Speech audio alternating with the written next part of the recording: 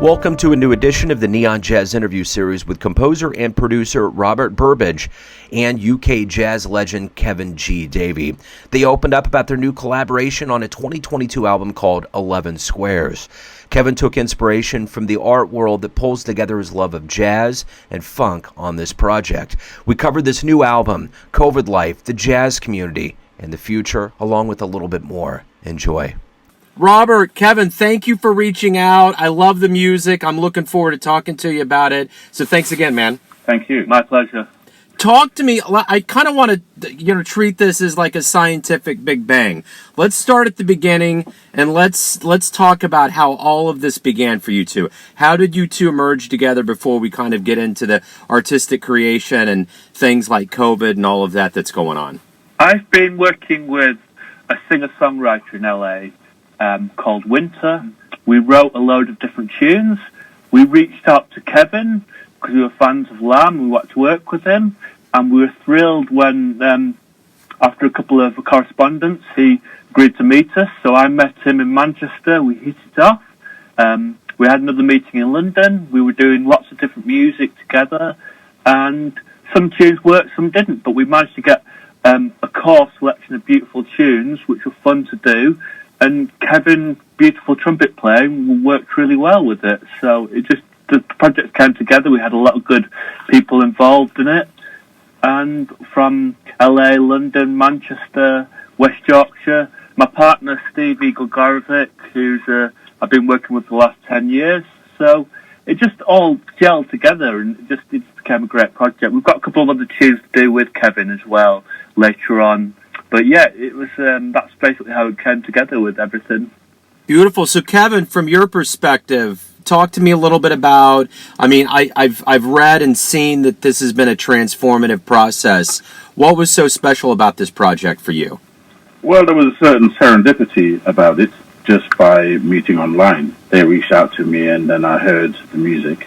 I was really feeling the piano playing and the production and the framework of what they were doing. So I believe I could put a top line to things or some improvisation. I really felt it, actually. So, and I'm coming from a perspective of Miles Davis, that kind of area, Don Cherry, but a little bit freer, Lester Bowie. And I felt I could contribute something. I told them I was feeling it. We tried some test runs, by remote recording. The results were coming out well. Well, I think the other thing that's interesting about what's going on right now is we've been in this pandemic for 2 years. Hopefully now that, the variants have gone away and the vaccinations are spreading more, hopefully we're getting to a better place. What about the timing? How do you feel about the timing in particular now? We're getting ready to go into warm months. Hopefully better times are ahead. I basically just think things are starting to move in the right direction. We're working with a lot of different projects as well, so I'm thankful for the people I've been working with, and I hope that things are moving in the right direction for everyone, sort of thing, with what we've been doing, and we've had a good response from what we've done. We've got a good team of people. It's been a team effort with everyone involved. I'm working with the sax player out of Funkadelic, Gregory Thomas, and a couple of projects as well with a singer-songwriter in London, which me and Winter are working with. I've been working with Winter for the past 8 years now, so we've been building a sound together. So it's quite exciting, and obviously with getting back to with Kevin, it's been fantastic working with him because he's such an experienced and knowledgeable person, and we really hit it off. So it's good. We met, I think, before or during lockdown with the pandemic, the 2 year thing, two years plus. So I realized that people did a lot of work in lockdown. We didn't meet physically. I did meet Robert and in Manchester, and then met him with Winter in London once he came over. But a lot of work was done in lockdown. There was a kind of thing to just keep going. There was real grit. And we've all been doing a lot of stuff during lockdown. A lot of people have. And now I think it's, as you say, the springtime's coming. We're hoping for all this work to flourish. and to, share it with the world. The intensity of it and also the vulnerability of it, it speaks a truth to the world, I think. With that in mind, with you saying truth right there, do you see that there's going to be kind of an accelerated level of truth and virtue that's going to go into the music that's coming out? I mean, I think the times that we've been living through have been rather magnanimous globally, and something none of us have ever seen. So from an artist and even from a producer standpoint, do you see yourself putting music out in a more raw way and a more powerful light than before the pandemic? Well, I think it's been a revelation to do it this way. I think a lot of people have found out the same. It's coming out pretty raw. It's from the heart. And my approach to trumpet anyway was a bit on the open side, I play jazz, but I play improvised music and electronic stuff, and my role in Lamb was that, and with Lamb and other projects I've been doing over the years. So, yeah, I think things are a bit more raw now, a bit more real. I think we've been forced to that point, in a way. Well, I think the other component that I've noticed over this time is, all these sports stadiums are filled with people, but it seems as though the musicians have been the ones that have been put on the back burner for most of the time. And hopefully things change, and people get to go out and see music. But my question is, because we've had a 2-year pause largely, I mean, there's been some openings here and there, but largely you've been away for 2 years. What do you hope we all collectively realize about the power of live music, both performer and the audience? I'd say it's a spiritual force and a force for unity and community. I'm sure Robert agrees with that. Yeah, I agree with that. Yeah, because he's from Burbidge area, which is a big communal music place, Yeah, places like the Trades Club and stuff. Yeah, there's a thing in Yorkshire going on there. So, I believe it's a thing that we've all missed. We've missed the social things spiritual and social things that we're used to. But it's very sad. But we'll break out of this. That's what I believe. And I think the other part of this too that's interesting is, especially with jazz, because globally jazz has always been kind of fighting to get there, just to even be in the prime time for like the Grammys or something like that. So my question to you is, as far as like the jazz improvised community is concerned, I mean, there's been a lot of skills that cats have had to pick up, like producing and doing more hands-on things than ever before. So, and there's been some, Bandcamp Fridays, and there's been Spotify things, reevaluating streaming and profit sharing. So my question is, from your perspective, how do you see the jazz community coming back stronger and more vital when we do return in earnest? Well, I think that, as you say, people are forced to use VSTs or DAWs, DAW, so digital audio workstations and all this kind of thing. So, even when I knew a little bit about it, but I was forced to get a lot better at it, because I do a podcast myself, and I do recording strands for people and remotely. And I had things where I was pulling my hair out. I had frustrations. So, because a lot of people were far ahead on it, and I think when there's no turning back, I think you have to be able to play your horn, play an instrument, piano, whatever it is, and you have to know a little bit about the laptop stuff, the music software, and the gadgets, the peripheral stuff. I think you have to know that stuff a little bit now. The one thing I've noticed too, there's funk elements that's in the music here, and I've noticed more with musicians, especially in jazz, that are using elements of electronica and funk and incorporating things that hopefully will broaden the audience. So my question is, do you feel like maybe these transformative moments that are happening in the delivery of this medium, this idiom, is kind of like an outgrowth of the evolution of the jazz craft and improvised music right now? Yeah, I do. I feel it's blending all together, all different styles.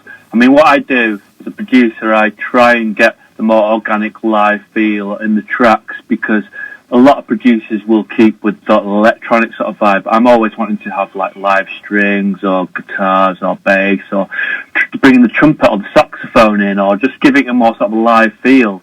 So it's more, it just feels better in live drums as well. It's just, I wouldn't say it's better, but it's a different aspect and a different way of seeing how the music could evolve, if you know what I mean.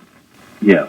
I mean, I've heard that people like the late Joe Zawinul, he knew how to do this stuff as well, program music and line things up. And he said he didn't quantize. So it's quite a few people saying, don't quantize, keep it kind of there, but you bring human variability into it. So play into it, a human playing into it as much as you can. And then you try to get that feel, the variability in it, rather than it be locked down into a quantized situation, which is a different kind of electronic music anyway. I understand that. So the beauty of this interview is that we got producer and artist, but I also want to explore the entire package of this, and the artwork is very alluring on the front from Kath Johnson, the lithograph, the squares. Talk to me a little bit about the artwork and how this kind of just polishes off the whole project. We spoke about it, and Kath wanted to contribute some artwork, and the lithograph she did was originally, she does screen printing and lithography, so with all these colors she experimented with, she did the first printing of it, or screen print of it, and then she cut those into 11 pieces and reassembled them, and then that's what we have, the 11 squares. It's just something that's done randomly or spiritually, whatever you want to call it. And that's what we ended up with. And I ran it by Robert and Winter, and they liked it. So yeah, we loved it. It was great. It was great. We came on this idea. Yeah, it's beautiful. So let me ask both of you respectively, since, for the purposes of what we're doing is jazz and what you do is jazz as well, why do you guys love jazz? Do I go first of all, Kevin, or me? After you, you go first, Robert. Yeah. I got brought up by jazz from. I started off as a cornet player. I went through the brass bands and I went through the orchestras and jazz bands. But my dad is a massive Miles Davis fan, Louis Armstrong, Chet Baker. So all that influence, and from an early age, I got into it, sort of thing. I really liked it, and I'd go to jazz bands and jazz clubs and stuff like that. Went to a couple in New York when I was over with my mum, and loved it. And basically, there's a place called the Puzzle in Burbidge in West Yorkshire, which we'd go to as well. We'd play sometimes there as well, and that's a renowned place. And the Trades Club as well. And it's just lots of different influences, and lots of people use jazz in music. That's the way they do it, sort of thing. So it's just influences from my parents, sort of thing. Really, a big part of my childhood, being brought up by jazz. Yeah, and for me, it was the first person I was really feeling in jazz was people like Louis Armstrong, because I knew some of his history. I knew that he was from the golden era of jazz, and he made it from humble beginnings to actually get to Hollywood, and he was in the Film High Society. I saw him in that and other things, and then that was a way in to listen to swing music and to listen to the swing era, and then the different eras of jazz. And then the next dominant person was Miles Davis, because he played through different eras of the music. He innovated with the music, and I think jazz is a kind of, there's something that in jazz where the people are quite proud to play it, and it's a value to them. It's an American music. Clint Eastwood said it's the only thing apart from the Western that is an American thing. It really did come out of America. Different across the board, the different races of people have contributed to it, as well as the African Americans. So around it, I feel that there's a sense of pride and identity with that music. We're living in the UK, but my parents are from Jamaica, and listening as a child, I was listening to my dad's records from the Blue Beat label, and a lot of that ska music from Jamaica had a lot of jazz influence in it, from American influences. So that's kind of in a nutshell what it means to me. Beautiful. So let's get down to brass tacks here. Tell me where anyone out there listening can pick up 11 Squares, where's the best place to pick it up, and how can they get more of your work? Basically, we're doing a self-release, so it'll be through iTunes, Amazon, Spotify.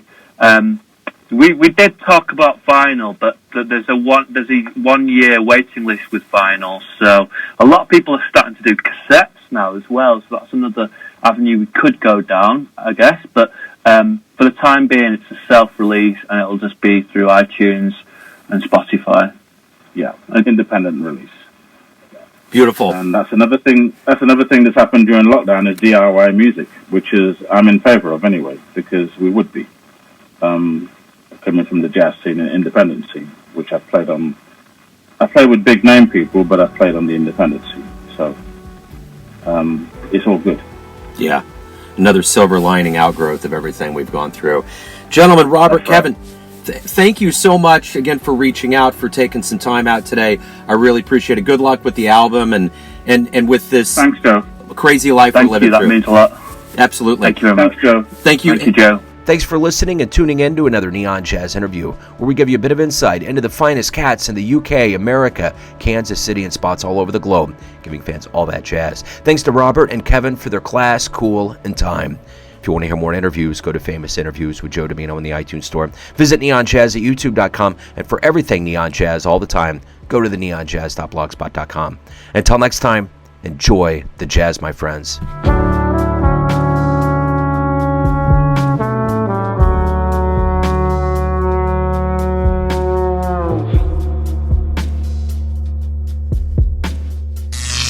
Neon Jazz.